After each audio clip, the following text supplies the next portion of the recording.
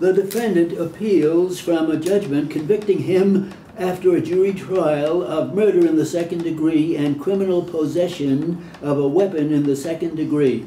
Defendant's contention that county court erred in charging the jury with respect to depraved indifference murder is not preserved for our review, and in any event, that contention lacks merit.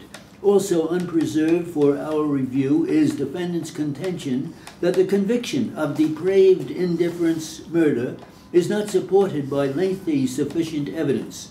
That contention is without merit in any event, and the verdict is not against the weight of the evidence. We reject defendant's contention that the evidence supports only a theory of intentional murder and not depraved indifference murder. Although the evidence at trial could support the conclusion that defendant intended to kill the victim, it also could support the conclusion that under circumstances evincing a depraved indifference to human life, defendant recklessly engaged in conduct that created a grave risk of death to another person. The evidence established that after an argument with the victim over which team would play the next basketball game, defendant left the community center but returned 10 minutes later with a gun. Defendant testified that he brought the gun only to scare the victim, but the gun went off after an argument with the victim, resulting in the death of the victim. The jury could have found that defendant held the gun close to the victim and then pulled the trigger, thereby concluding that this was an instantaneous, impulsive shooting, perhaps to disable and frighten the victim rather than to kill him.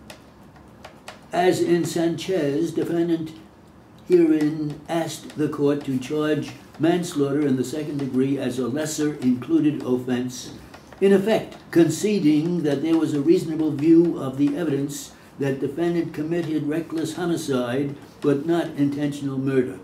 The court did not err in allowing a witness to testify that shortly before the shooting he was with defendant while defendant was conversing with another man about purchasing a gun. That evidence was probative of defendant's intent to commit murder. And in addition, the testimony was necessary to complete the narration of events leading up to the murder.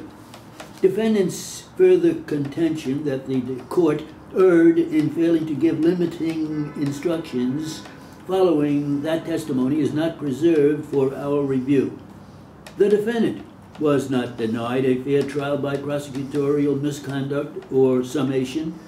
The court issued curative instructions after objections by defendant, and in the absence of any further objection or request for a mistrial by defendant, the curative instructions must be declined or deemed to have been corrected. Finally, the sentence is not unduly harsh or severe.